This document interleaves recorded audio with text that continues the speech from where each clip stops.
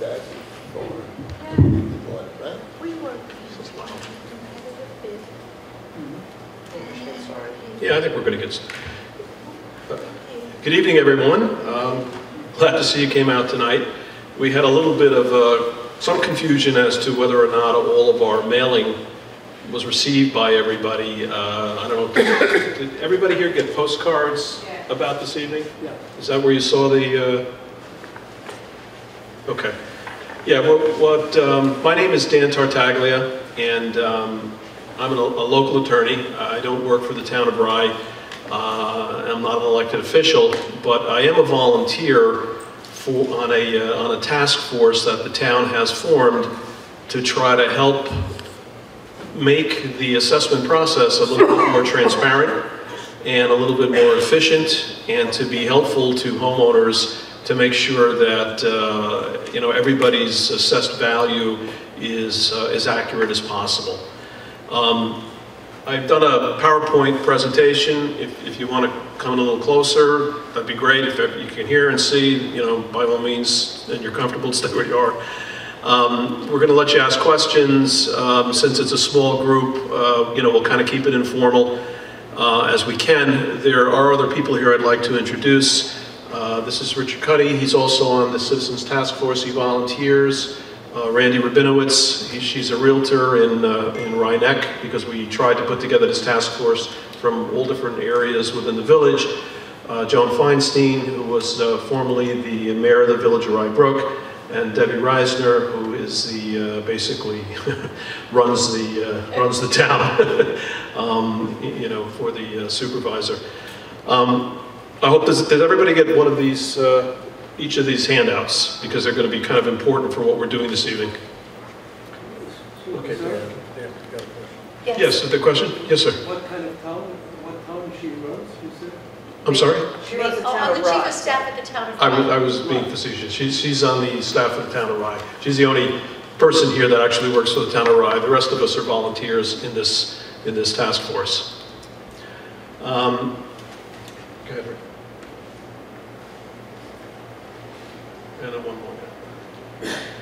Okay, so part of what we're going to be talking about tonight is my house overassessed, and how can I determine whether or not it is? And if I do think it's overassessed, how do I go about trying to get it reduced? Now, in the first slide you saw we had a little picture of taxes being cut. And everyone thinks that this is a process to reduce taxes, a process to cut taxes. The reality is what this process does is reduce assessed value, because the taxes are based upon your assessed value. So you're not really endeavoring to reduce your taxes, although that's the end result, hopefully. What you're trying to do is make sure that your assessed value is appropriate for your house, and it's not too high, because if it's too high times the tax rate, you pay more taxes. So that's what we're going to be doing. There's a couple of, there's certain language in connection with this process we want to just give you some familiarity with. This talks about a bar and a SCAR. Well, you'll hear that a lot in this process. The bar simply means Board of Assessment Review, and the SCAR means Small Claims Assessment Review. So you see at the top we have a committee of citizens, at the bottom here we have a judge. So basically this is a two-step process. What we're going to be focusing on this evening is the first part of this, which is the Board of Assessment Review, and how you go about challenging your assessment in this first part of the process. We'll be having some follow-up workshops later on in September. To the extent that you get a notice of determination that is not to your satisfaction, you then have an opportunity to get a second bite of the apple, and we'll be at that time explaining to you how you go about small claims assessment review. So this first part tonight is what's called an administrative appeal, and we'll talk a little bit more about who's on the Board of Assessment Review locally. They're basically homeowners and residents like all of you. They get paid a small stipend. Most of them have been doing this for years. There are representatives from all the villages to keep it balanced and to make sure that there's people on this review committee that has a perspective throughout the entire village. So there's people from the village of Rye from Portchester, and from Rye Neck. Is everyone here this evening from Portchester or any place? Rye anybody, or? Rye Neck. Rye Neck? Rye Neck? Okay, so we got a little bit mixed. We're going to be in Rye Neck next week, by the way. If you know anybody else that would like to come, I think you saw that date on the card as well. Okay.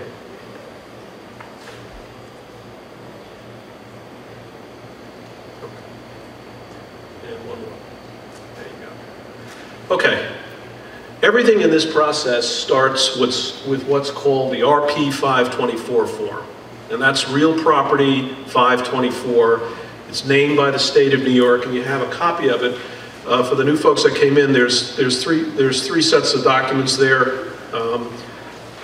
So the one that has the indicia of the state of New York on it, you'll see that this is the RP 524 form. This is a very important document. We're going to be going through this, explaining to you exactly how to fill it out. And this has to be submitted on a certain date. And this is basically how the process gets started. What you're going to be doing this year is you're going to be challenging your 2017 assessment. It's a little confusing how it works. Your taxes this year, your 2016 taxes were, 2017 taxes are based upon your 2016 assessment. Next year's taxes will be based on this year's assessment. So you'll be challenging this year's assessment, which will hopefully reduce next year's taxes, 2018 taxes. It's 1 year behind. This is kind of information that you're going to need. You're going to get in the mail your change of assessment notice. That gets mailed out June 1st by the town. You've gotten that in the past. It's a little card, and it says your assessment this year is $550,000. That's the first notification you're going to receive from the town that something is happening and that the roll is in the process of being opened, reviewed, and then closed. If you don't get this by June 1st, we're going to explain to you, and again, June 1st is one of the important dates, and you'll see that later on in the presentation. We're going to explain to you how you get this information, because you have to find out what your tentative assessment is for 2017. That's the number you're going to start with. We say there your property record card. Years ago, before the assessment process was automated, it literally was kept, all your information about your house was kept on a little card. If you ever went to the assessor's office, there were 2 buff cards about this big that had all of the information about your house. What you paid for it, who sold it to you, how many rooms it had. There was little sketches. It was all done manually, and it was all very, very inaccurate. This has all been computerized over the years, and we're going to explain to you where you go to find that information. So you don't really look for you can get your old historic property record card. It is online. We're going to explain to you where you're going to get that. But we're also going to tell you how to get the information you're going to need. And then we're going to talk about the other items of supporting documentation to sustain your claim. And then on the bottom, we have a link. The state office that oversees this process used to be a separate independent administrative agency called the Office of Real Property Services. When Cuomo got elected, he merged a bunch of smaller agencies into larger agencies, and he merged the Office of Real Property Services into the Department of Taxation. So information that you would like to get about this process, how it works, and a lot of backup information is available online with the New York State Department of Taxation and Finance, and that's the link for it. And we can get that information to you if you don't have a chance to record it. Okay, so a good way to start, if you have access to online data, is to go to the town's website. On the town website, there's going to be links to 2 different companies. One is called Vision Property Data, and you'll see a link to that. And the other is called SDG Image-Based Property Data Search. These two companies put all of your property record information online for the town.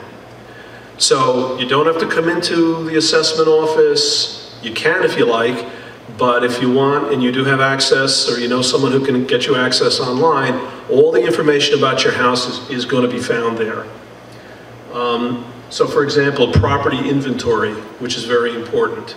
When you check your house, there's going to be an inventory there of what the town believes is at your house. How many square feet, how many bedrooms, how many bathrooms. It's a very good place to start, because if the inventory is incorrect, your assessment is incorrect.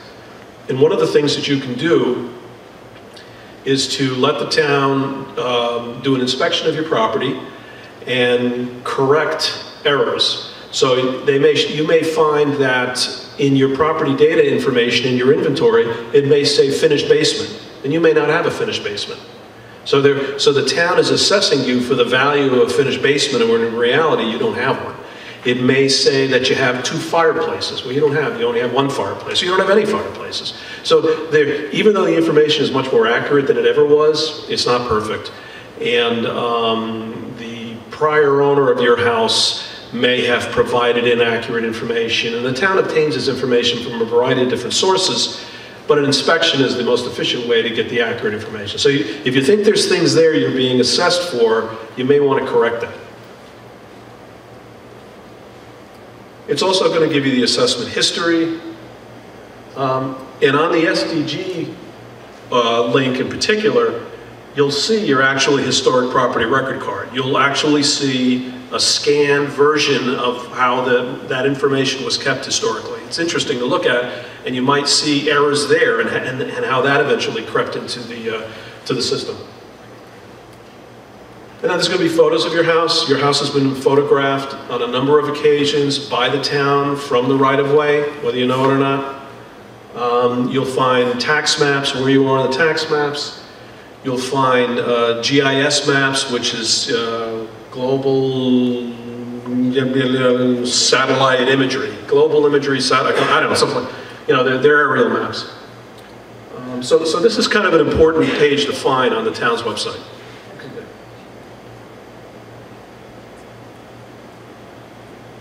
Okay, if you write down, yes, sir. You have to go through the town of Ryan's to get to those companies, or go to those companies direct? You can go to those companies direct, but the Town of Rye website does have links to them through the assessment office page in the town's website.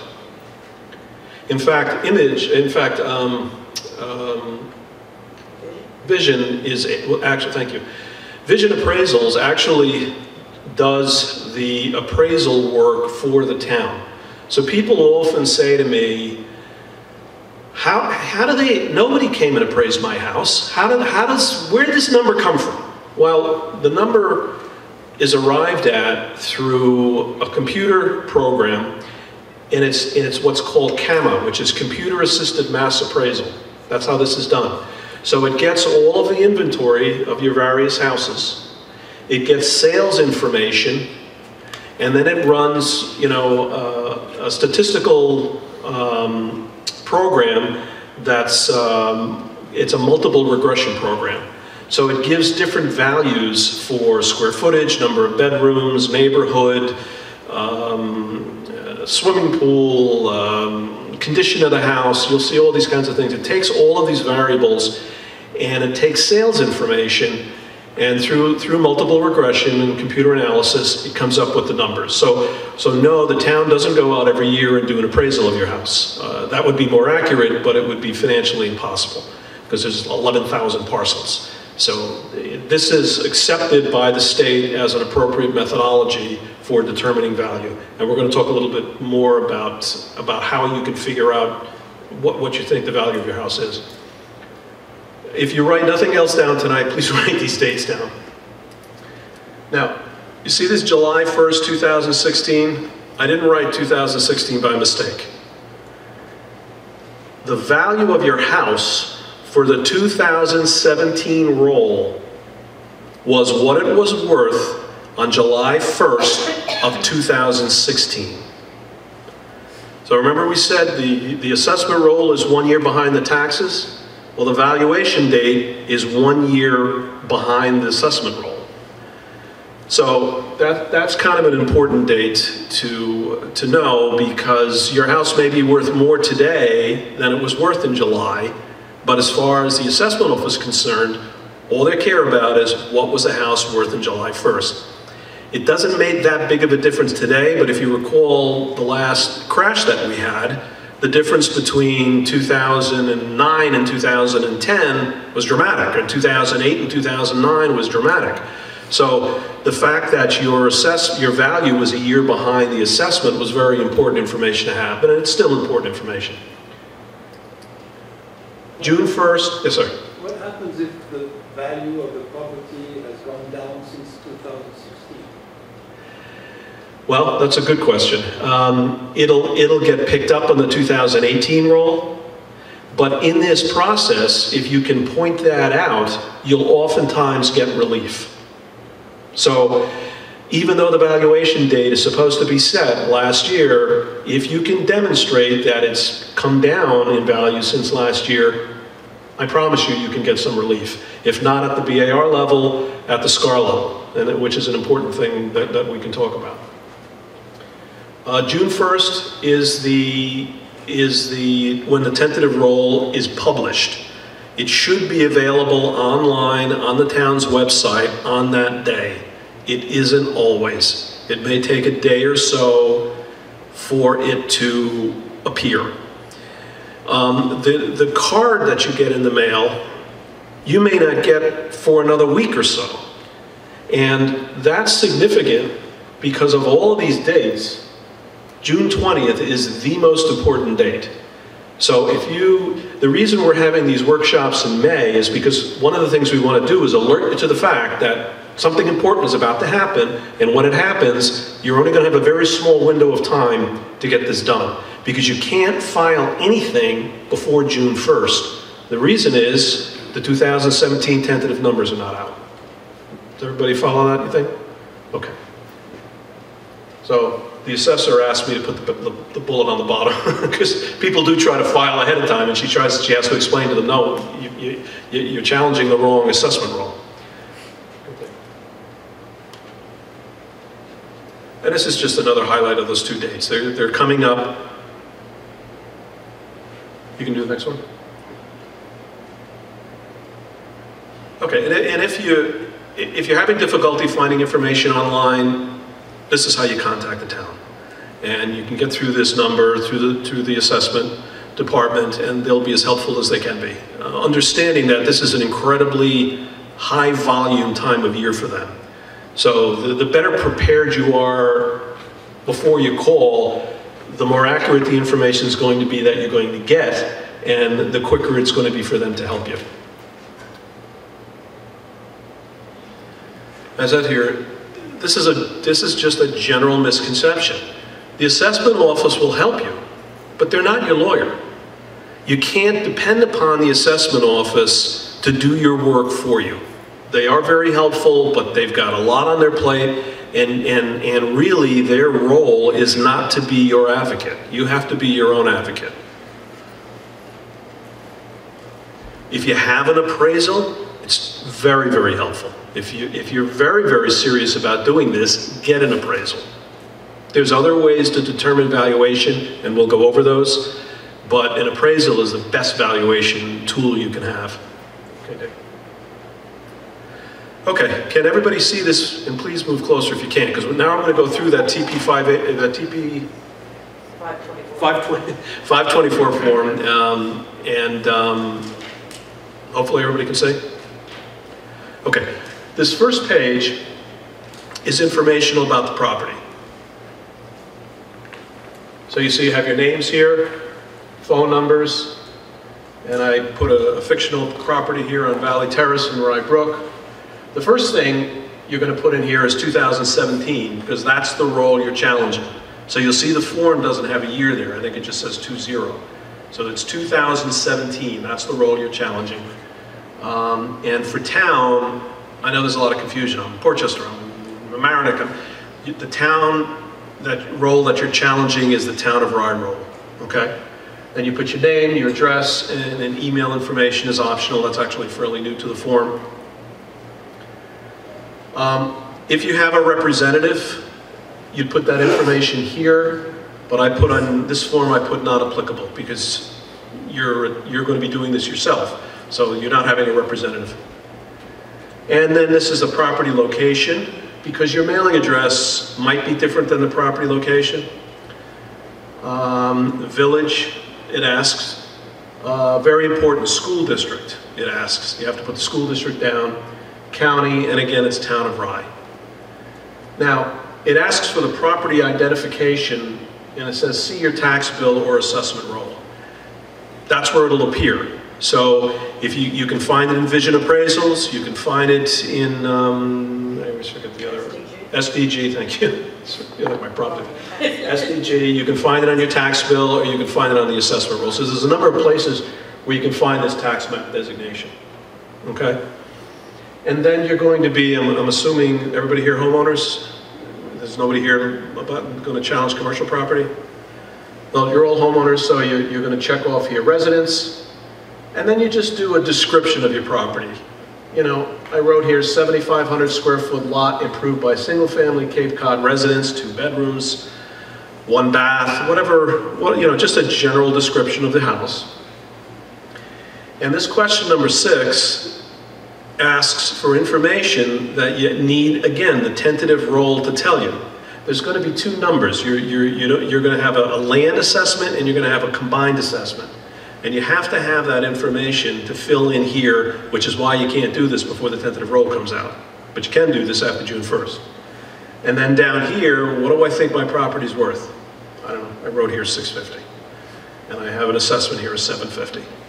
So this is the page 1, it's the informational page. Does anybody have any questions on this before I move to the next page? Okay. Okay.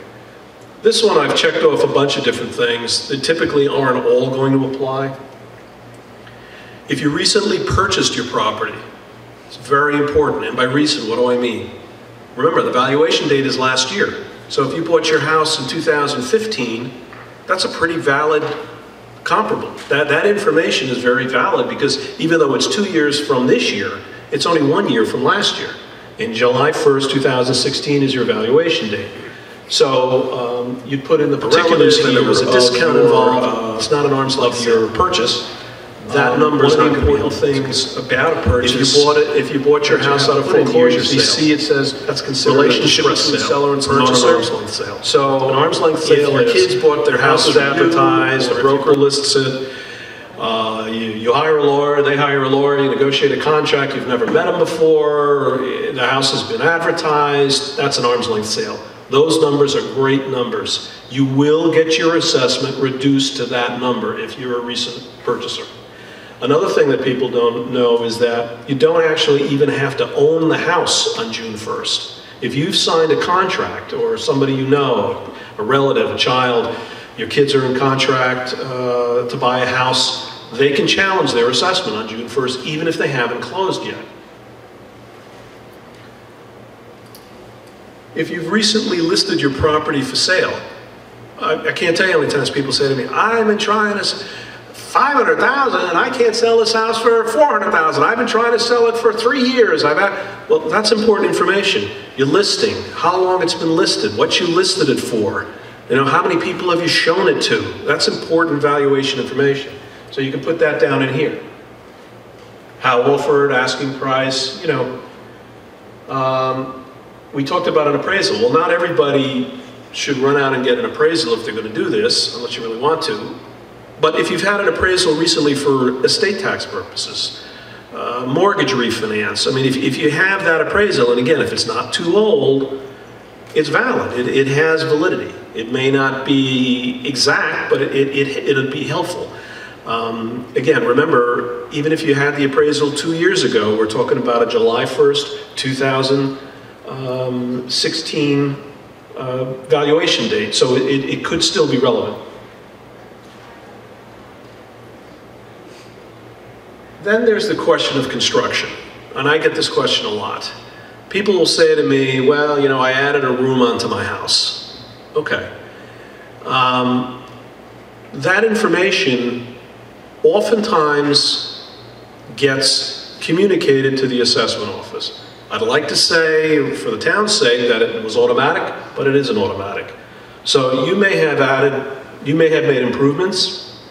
When you check your inventory before you file, you're going to see if that room is there. If it's not, then you know you're kind of going to get a year's break until eventually the assessment office catches up with that improvement. When they do, they're going to increase your assessment based upon the value of that improvement. So if you've made a $100,000 improvement, you could see your assessment go up by $100,000. So this is really more important in communities that are not at 100% of full value, which is why I didn't fill it out for Town of Rye. Yes? Well, I've heard different things. I've had my house for about 7, 8 years now. But I've also heard that if you didn't increase the square footage and you've made improvements within the home, or you've moved up as opposed to out as for square footage, that should not be something that they necessarily assess, because it's mostly assessed on the square footage. Well, before you arrived, I know you came in just a couple of minutes ago. Yeah. Before you arrived, we talked about how the methodology is done, and what the town does and what all towns do now is use a methodology called computer-assisted mass appraisal. And there's data that they get about everybody's house, and there's sales information that goes into a computer program, and through a method of multiple regression, they come up with numbers. And of those different factors, you're correct. Square footage is the most important factor. So if you've gone up and you haven't added square footage, you're still going to see a slight increase, but you're not going to see as much an increase as you will if you've added 400 square feet. Or, you know, because then that's of the factors that they consider, that's one of the higher ones. Mine's gone up, don't it? Does that answer your question? Yes. Yeah. Yes, ma'am. Does the assessment ever go up? Like when you do this, could it go up, but you can get charged more in taxes? Because you're doing this? No. Okay. Can't do this. Because I know in my town, the taxes are just insane. My brother's paying $35,000 a year, and his house is slightly bigger than mine, and we're paying 18. And I think 18 is insane. Well, a lot of it has to do with tax rates. Remember, as I said at the beginning of the presentation, what we're talking about is assessed value. And tax rates vary within the county in different places. Just as a rule of thumb, what most people pay in this county is about $30 per $1,000 of full value. So if you're selling me your brother's house, he's paying about $35,000. His house is probably worth about $1.1 million, $1.2 million. And if you're paying $18,000, your house is probably worth about $700,000. You know, and that's just a rule of thumb. It's not an exact science. Okay, last but not least, number 6 has to do with income producing. Yes, sir. The value, the tax is how much corresponding to the value? It's about $30 per $1,000 of assessed value. Thank you. I just use that as an acid test. Somebody calls me and says, I can't do this anymore, you know, and I say, well, what are you paying? And then they tell me, and I say, well, is your house worth about this? And they say, yes. I say, well, there's nothing I can do for you. You know, I can't lower the rate. You can only lower the assessed value. 6 has to do with income producing properties. Again, this evening we're really mostly talking about residential properties. And 7, you should always check, which is additional information, because I'm going to encourage you all to submit additional information. So that's the second page of this. Okay. This is the page that screws everybody up because it's very confusing. It confuses me. It's got definitions in here that I don't think anybody understands. Maybe 2 people in the state, but I'm going to make it simple for you. A, you're complaining that your assessment is unequal. B, you're complaining that your assessment is excessive. I don't know what the difference is, I mean, but apparently there's a difference. So people say to me, well, what do I fill out here? Well, it's very simple. Is there anybody here that's not from Rye Town, not from town of Rye tonight? Okay, then it's even simpler for you. Everybody here from the town of Rye fills out B. Don't fill out A, just fill out B. Okay? Basically what happens is you fill out A when you live in a community that's at partial assessment. So for example, Harrison, assessed values are at 2% of full value. Town of Rye is at 100% of full value. So that's why you don't fill out A, you fill out B. So you're going to be challenging, you're going to say your assessment is excessive. And the simplest thing for you to do is to check number 1, and then you're going to write down the assessed value of the property, which is not the land value, it's the combined value. If you remember that on the bottom of page 1. So here it says $750,000.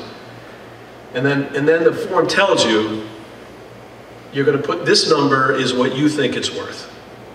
So you're going to check 1, you're going to write in the total assessment, and then you're going to put the number below that you think the house is worth, which is the same number you put down on page 1. Yes, sir? We are in an island, that depends on our life for the taxes.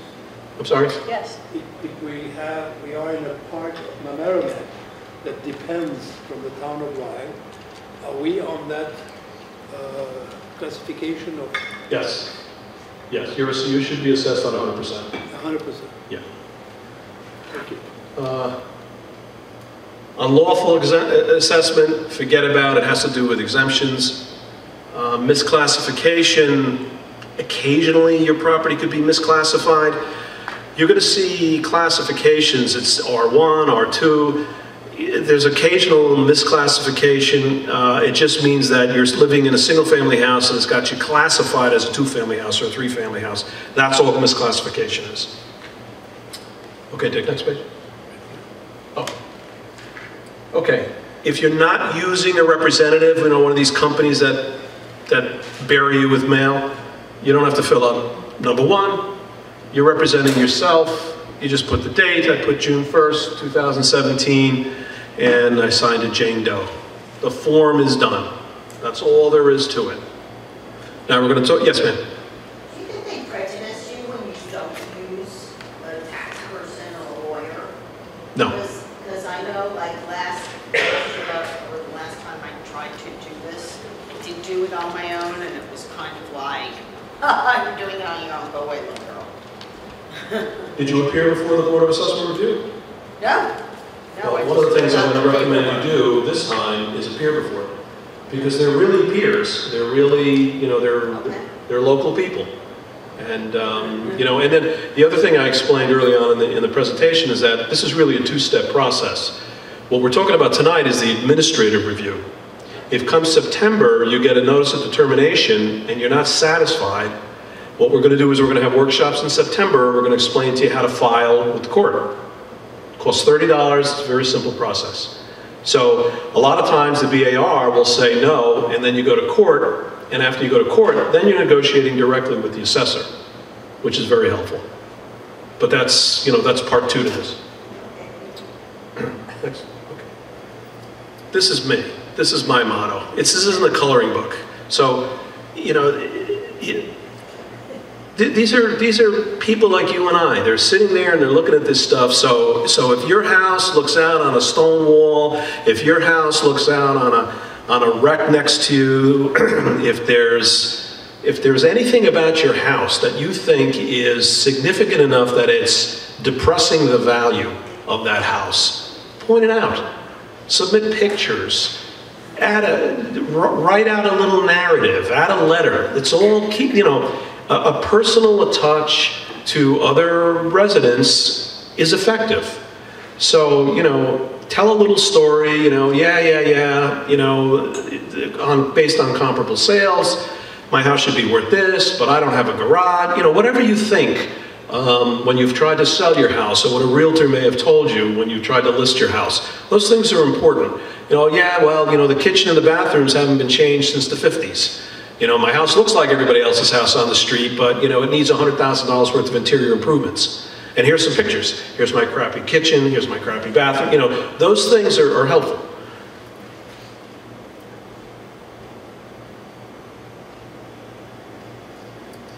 Okay, again, if you've recently purchased a property, and by recently I mean 3 years, last 2-3 years, the purchase price of the property, a copy of the deed, a copy of the contract. But this is backup information that shows this is what I paid for it, here's the contract, it was an arm's length transaction, it should be reduced. If you've offered it for sale and you've had no nibbles, the offering price of the property, a copy of your listing agreement with the broker, how long, how many days it's been sitting in the market, etc. That's helpful backup information. Make copies, attach it, submit it. And cost of construction if it's been recently built. All right. This is the most important thing, and it's one of the things that most people confuse.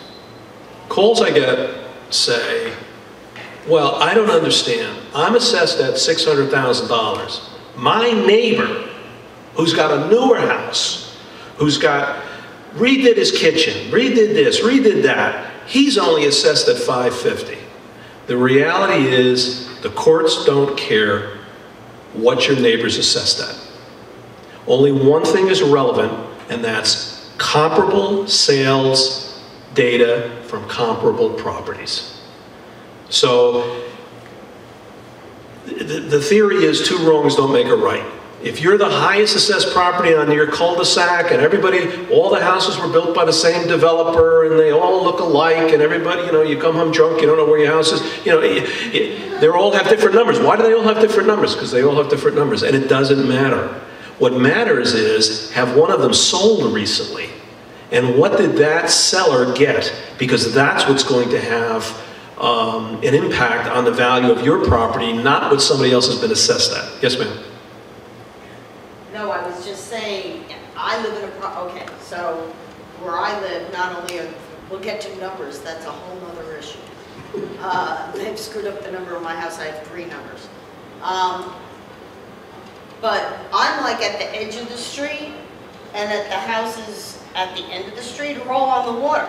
So they're all $1 million properties, but I certainly didn't buy my house for that kind of money.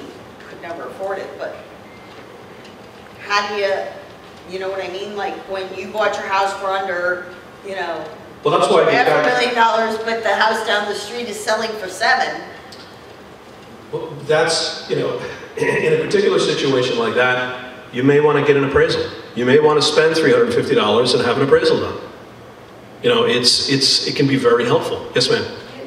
You mentioned Zillow and the MLS websites. I noticed that there's a huge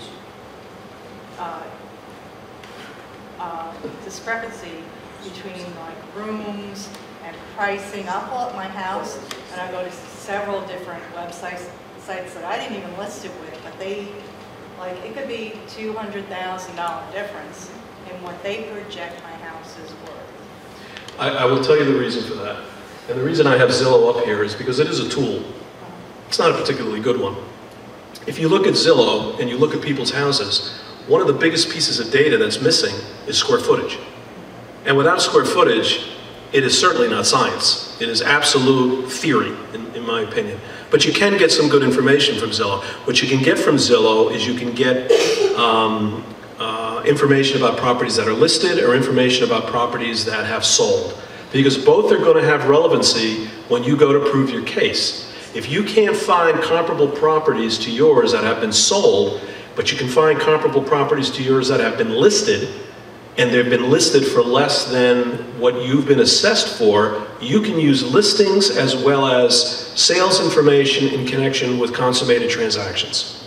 So that's one of the reasons why I put Zillow here. The MLS website, if you have a friend or an acquaintance or a realtor you do business with, they've got a great website. They can do things and crunch numbers for you and find comparable sale information for you, which you then will submit with your form. So the more backup and the more data you submit with this, the better your case is going to be. This is kind of a cool website.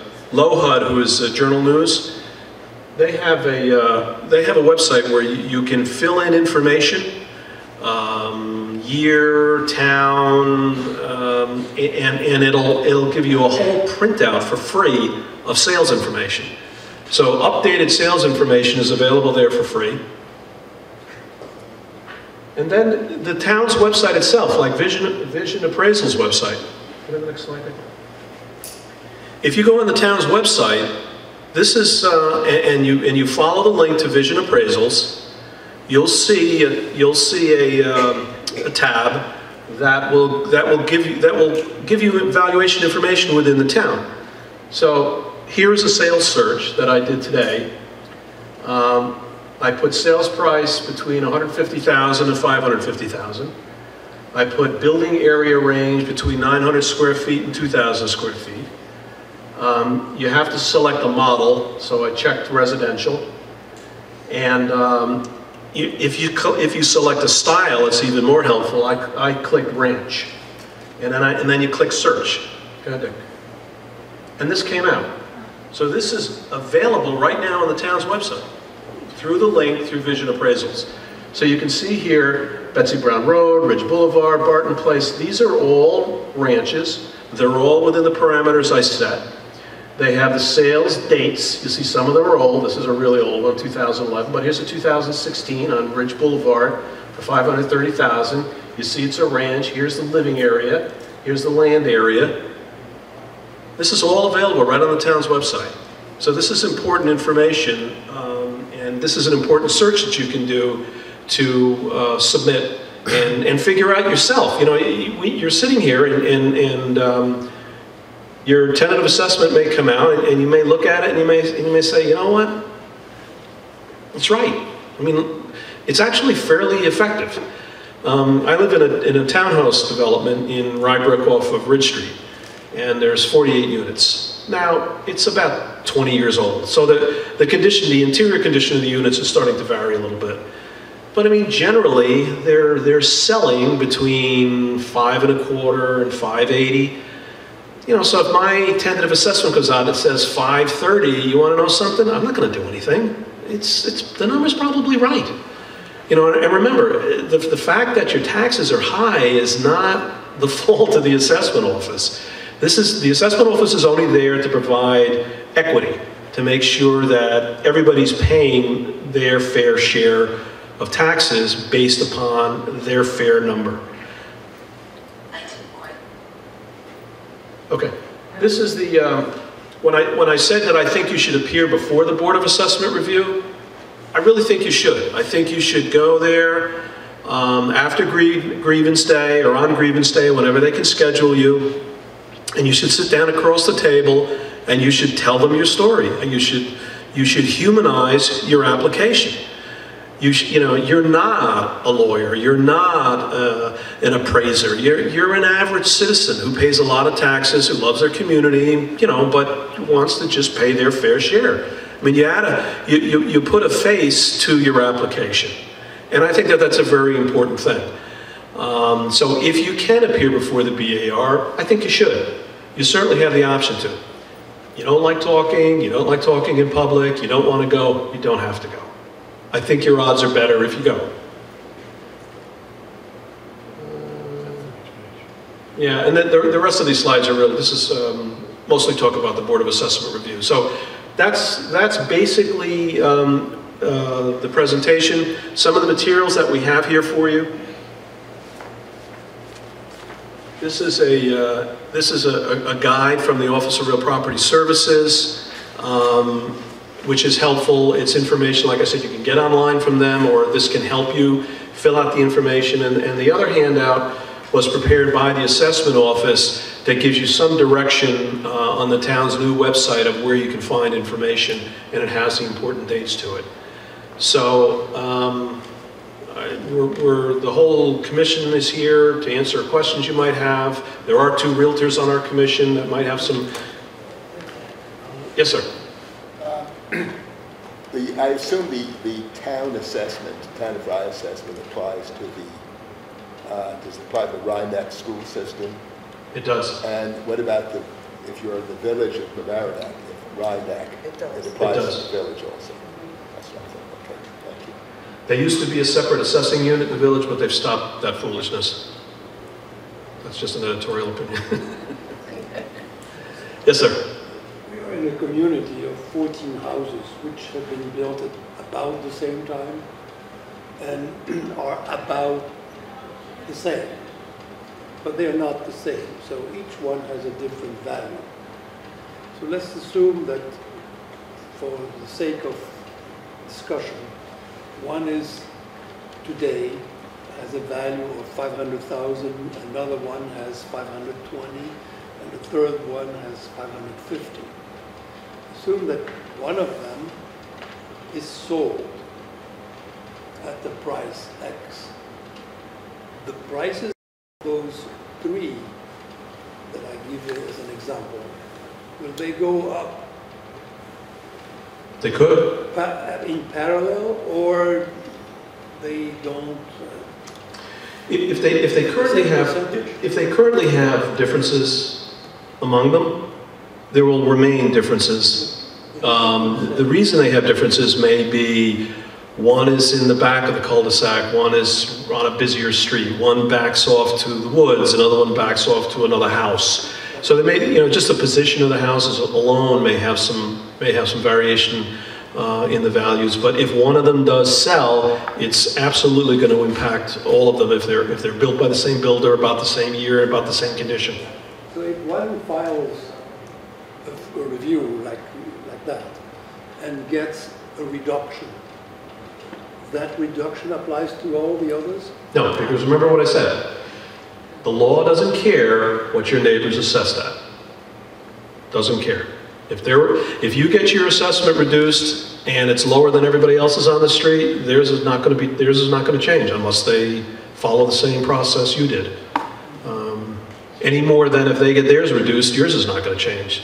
The only thing that's going to change the value of yours is if there's a sale on that street.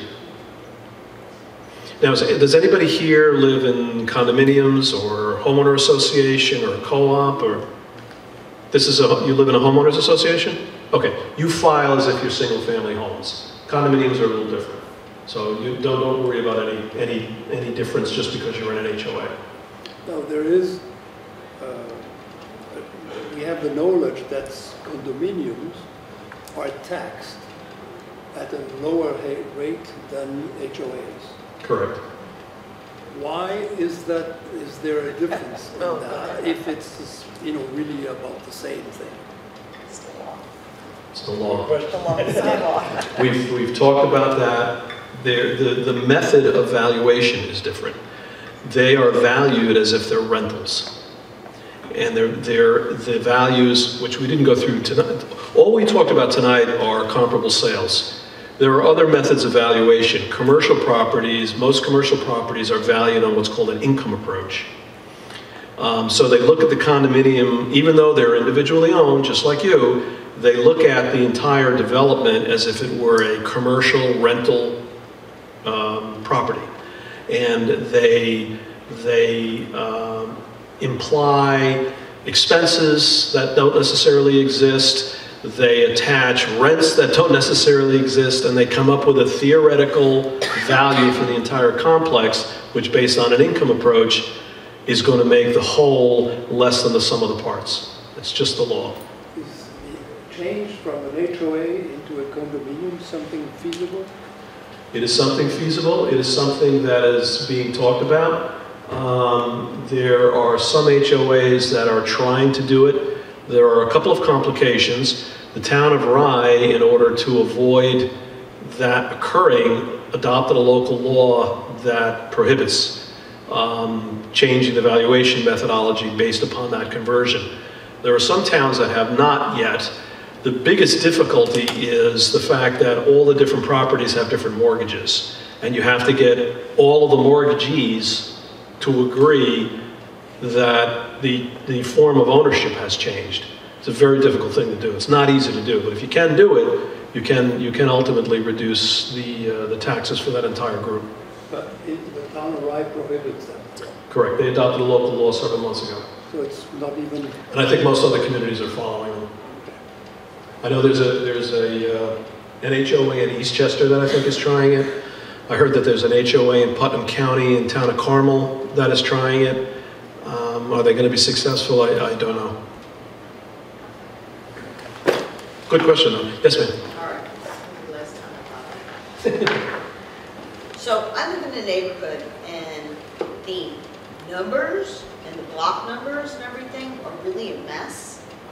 So I'm not, like, for instance, I came in and paid my taxes, I don't know, like a year ago, and I was being charged for sewer rent bills that I had been paying.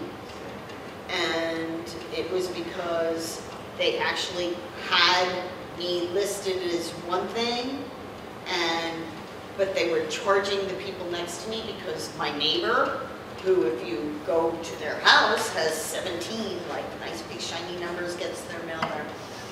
But they're legally, according to the town of Rye, they're actually number 11.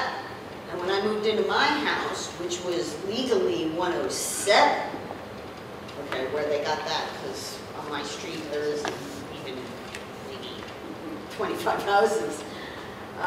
But then they all of a sudden decided they were going to change my number, and it turns out... So who's they? I mean, there were some numbers? Village, I'm going to get to town of Rye. I'm going to let Joan answer this question, because there was some, the numbers, address numbers were changed because of the 911 system. Yeah. I can only speak for Rybrook. It's the same in Worcester, because we had this issue in Rybrook a couple of years ago. It was very difficult for neighbors because with 911 and emergency services, time is of the essence, and you want sequential numbering. So you want houses to be sequential. So 2 should be next to 4, 6, 8. And if that wasn't the case, it was a matter of potential seconds can count, minutes can count, because the fire service, the police, the emergency services, ambulances might not be able to get to your house. So I know it happened to a few houses in Rybrook. Obviously, Worcester may have that problem as well. So I don't know whether or not it's a local village issue. It has nothing to do with assessments. Your records might be different, but sometimes I know it's happening right now in a neighborhood in Rybrook. Some people have gotten letters that they are changing the numbers. And of course, whenever the number of your house is changed, people go crazy, and rightfully so. It's, you have stationary, your bills go, people know your number, etc. But that's more of a emergency services, and that's why sequential numbering is essential, because it can make a difference of life and death. Yeah, well, we always have to tell, I mean, we still have to tell the fire department and the police department what's where. I'm actually surprised, to be quite honest, I'm not going to say anything, I'm surprised that they haven't tried to change it. Because whenever we were aware of it, it was really fire, police, and emergency services. Ambulances are very concerned. Well, they did, and they've been trying to do this literally. They just finally gave me something. I said to them, you've got to, if you're going to do this, you need to change, because I happen to have I work from home. So, you know, they legally had me as 107, but literally, you come to my house, it's 11. But legally, my neighbor, number 17, next to me, who's still number 17, but is still legally 11. So Yeah, they just came and they changed it, and literally I fought with them for 5 years. No, I understand it, because we dealt with this issue, and quite honestly, we had some very irate residents, to say the least, when numbers were changed. So I understand it. Yeah, no, it is. It's a very difficult situation. No, because again, then I go to pay my taxes, and they're like, well, your sewer rent is due. Well, no, wasn't my sewer rent. Well, that's my neighbor issue. But that's a town issue. The other one, the sequential numbering, is a village issue. But the town issue, which when it comes to taxes and assessments, and if the records are not correct, at the town level, then that has to be corrected. Yeah. Because, let's face it, as we said before, it starts with your assessments. Everything starts with your records, your property card, your inventory. To the extent that's inaccurate, it has a cascading effect. Yeah. And it can be very, very negative. It's kind of been affected, yeah. Yes. Thank you. So I came here because I was like, well, how am I sure that they're assessing the right property? Well, that is something, and I would suggest that you go into the assessor's office and sit down and really examine your records for assessment purposes to make sure how it's classified. But you could start online, But yeah, but you can always start online, because because you can review, yes, Right, but if, well, then go into the assessor's office. but, you know, an assessment and tax bills are based upon tax map designations. Right. Really have nothing to do with property addresses. Well, when I finally had the village a couple of months ago give me a certified piece of paper that was addressed to the tax assessor, the emergency services department, the post office, and the fire department, to say, you know, this is what it is, and we're changing 107 Harbor Drive, which should have never existed, to 13. That's a necessary piece of paper, because I know that. Yes, because I said to them, you gotta give me something if I'm Yes. gonna sell my house. You need to have it, because for years. prima facie Or- evidence of Yeah, your- my title insurance, my property. Sure, because you need that to show the fact. Everything is in 107. Correct, that's why that's essential. Yeah, okay, I know. thank you. You're welcome. Any other questions? Yes, ma'am.